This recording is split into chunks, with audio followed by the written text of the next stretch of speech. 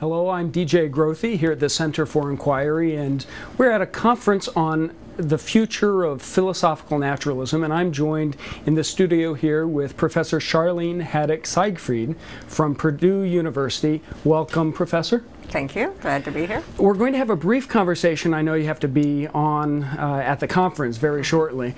Our conversation, let's center it around the topic of the conference, naturalism. Let's start out by giving me a brief definition of philosophical naturalism. Is it different than scientific naturalism? I think so. I think of naturalism simply as an attitude towards understanding based on evidence that's available and not appeals to authority, whether it's religious or political or ideological in any sense. How's that different than just the scientific spirit, or looking at the world as a scientist or with the scientific worldview? Well, from my point of view, actually, it's not different from the philosophical, because I understand philosophy as an attitude of examination according to evidence.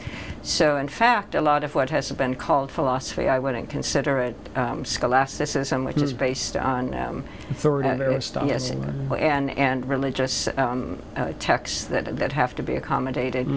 Science, as you know, grew out of philosophy in its determination to actually inquire by investigating the real world, but it restricts itself to certain sorts of questions and approaches, where naturalism, I think, is much broader. There could be many approaches. The relationship between science and naturalism is interesting. My interest in naturalism goes back to the formulation through pragmatism, in which the scientific method was incorporated into inquiry. So what you get is a development of a certain way of investigating, but not the same kind of investigation.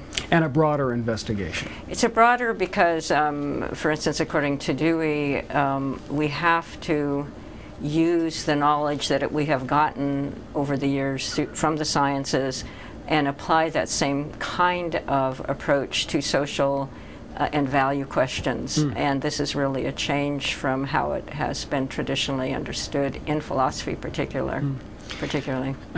Mentioning Dewey and this broader application of this philosophical approach, testing things, looking at the evidence, buying into things only for which there's good reason.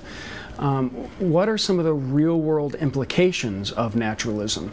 It's not just philosophers getting together to argue about how many angels don't dance on a head of a pin. It seems to me you're talking about real-world payoff. Well, this is where I think it's interesting that it's just such a subset of philosophy, because philosophers, after many of their issues had been cut off from philosophy and went off on their own, from cosmology to the latest psychology, philosophers in the early 20th century sort of drew back from real-world problems towards internalist issues that they could claim as their own, and this was more a problem of professionalism. And I think that it's really important that philosophers get back to issues of concern and begin with problems. I mean, there are just so many myriad ones in the world today, and see what they can contribute towards those. And that's often considered as a sideline for philosophy, and I think naturalism, as far as I understand it, would say that's the center of it, that's really important. Some years back I was a Kellogg Fellow, and that was a sort of a leadership fellowship over 3 years, and it was people from all different disciplines. They were mostly activists from people who worked in agronomy for the third world and also medical issues, and it was astounding. Almost everyone came up to me at some time during the 3 years and said, you know, at some point in my work I sought out a philosopher because I had some very deep issues that I couldn't deal with, and I was disappointed every time. They wanted to talk about very narrow issues of meaning, and I had real problems, and so they turned away to sociology, to psychology, and I just think that's a real condemnation of what a lot of philosophy has become. Would you draw a distinction, therefore, between philosophical naturalism, as you've been discussing it, and philosophy in general? That there are more real-world, kind of brass tacks questions addressed by philosophical naturalism? I would expect it to be, and it seems to me if they're not, there is a certain sense of a naturalism anytime one is simply investigating the real world using the tools that we've developed of thinking and of inquiry. But for me, it has to be more than that. I mean, that could be a resource. That would be fine. I mean, I can draw on that to address issues, but I would expect to address the issues, not just to develop, a very narrow research program. They're related, but to me they're not identical. I loved your example of being a Kellogg Fellow and these people from other disciplines coming to you and talking about their disappointment with other philosophers. Were they disappointed with your brand of philosophy when they asked you real-world questions and what philosophy brought to bear about them? Well, no, but then I was the odd person out. That's why I was there. So, I mean, that was what was very exciting. For me, when I was studying philosophy, for instance, there was no feminism. We sort of developed a feminist perspective. And I soon found out that I was less interested in versions of feminism, like liberal feminism or analytic feminism or continental, than in researches in other disciplines. So I was fascinated with which feminist anthropologists, what they were discovering about women's issues all over the world, or in literature, questions of interpretation and who's speaking and for what issue, or political philosophers, or biology. There was some tremendous breakthroughs, Sarah Blaffer-Hrdy and others talking about what biology had to tell us about women. And I found that tremendously useful, because then I would have something to base my claims on and my analyses. In fact, at one point after I got my PhD, I did a postdoc in a sociology department. And the reason I did that was because I was concerned to develop issues about women, and there were no philosophical texts from which to do it, literally none. So I thought, well, if I have to get my own material, what would be a legitimate, like how many people would I have to ask about an issue to find out that I had reasonable data on which to go on? I had nothing in my philosophy background that could give that to me. So I wanted to literally learn how to do empirical research. And luckily, I encountered a very wise woman who was the director of the program, and her specialty was focused interviews. And what she said was the most important aspect of sociological research was who gets to set up the questions and who gets to set up what the issues are. And so what she really taught us turns out not to be statistically related at all. It was interviewing people and getting enough data to be able to formulate an hypothesis, and then anybody could test it, and then I would get the data. And that turned out to be just really, really valuable. So getting the data is valuable for you. What do you say to critics of naturalism who say it has no foundations, naturalism without foundations? Well, I'm an anti-foundationalist, so that wouldn't bother me. But I mean, foundationalist in the sense that we first have to establish a given data set or physical reality, and then I can build on that, because I think that's a very old-fashioned model.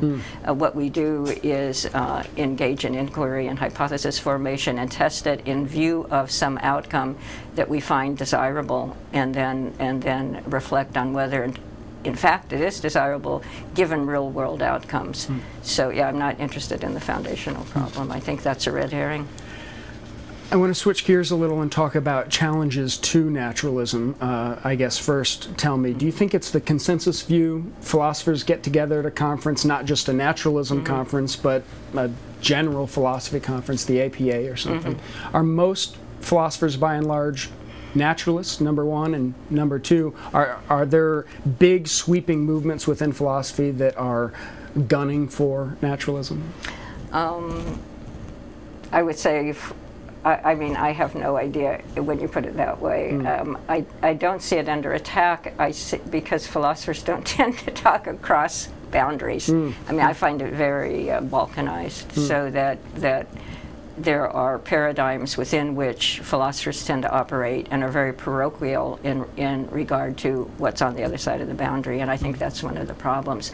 I'm also in the American Studies program, which is interdisciplinary, and we team teach all our graduate courses, and I find that fascinating because I'm working with people always in other disciplines.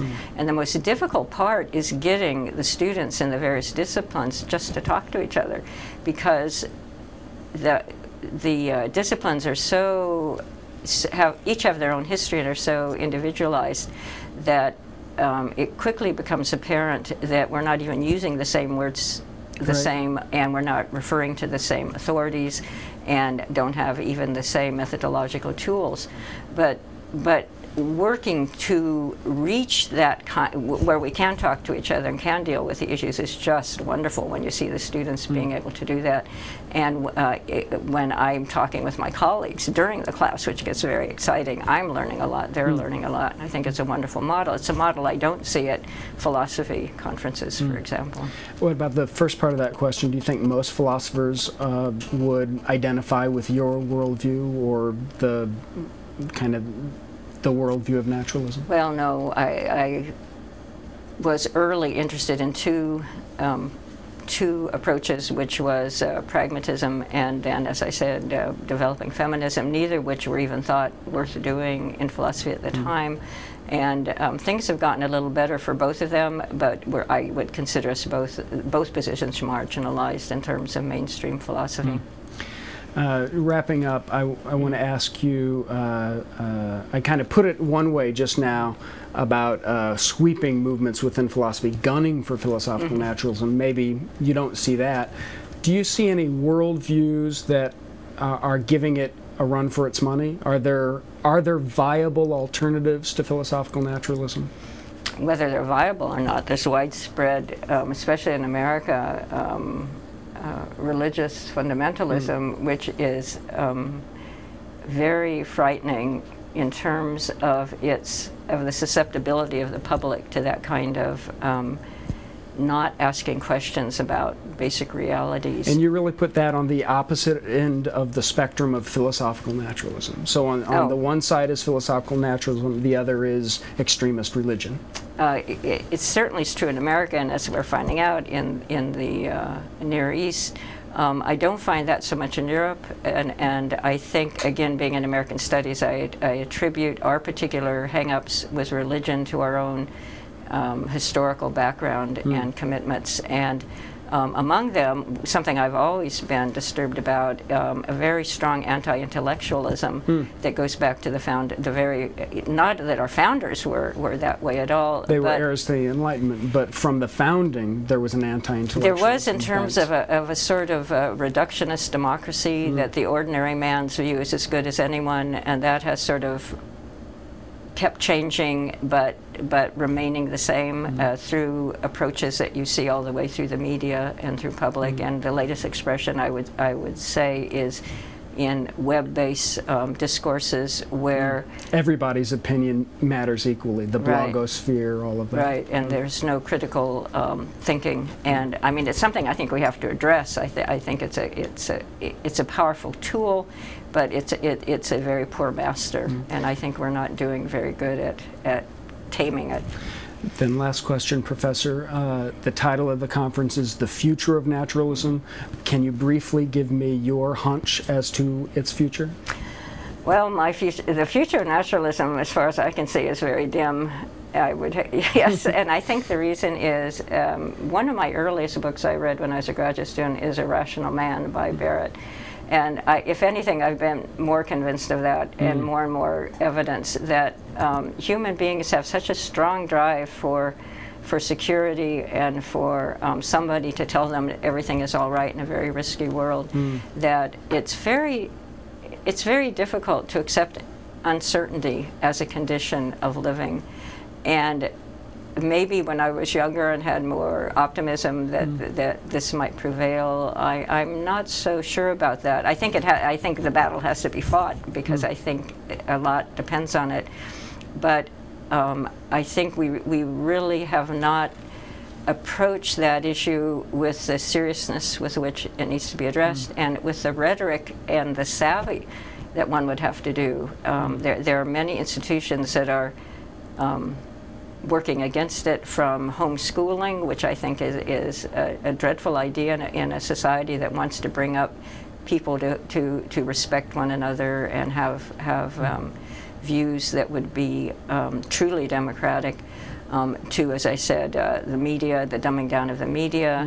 There's just so many that one has to ask, what are the levers of change that would be significant enough to really make a change, if one is not being Pollyannish and simply saying, I have a better view, so of course everyone's going to accept it. I just think that's not going to happen. We have to be much more